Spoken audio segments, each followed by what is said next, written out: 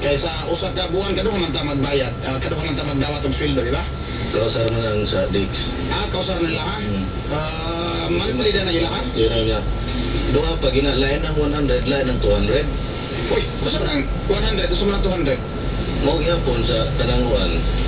Ang kanang 200 nga deduction, double na may mga number.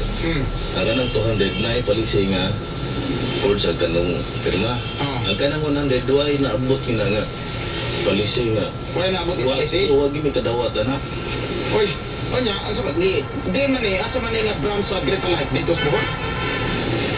Kaya dire sa tananguan na spindis mingi. Tagadiin man ang kuwanan eh, tagadiin man ang why brand sa Great Life dito sa Bohol? Wako kabandag na ano? Pero ang katong ahente ninyo, tagadiin man to siya, asa man to siya nga edit, dire sa Cebu. Nga Tagalog mo. Mama? May akong kuha sa misis po. Nga, ang kanang 200, naong gaplayag kuhan lagi, ipakansil na, nadong July. Ang 200? Oo, dire.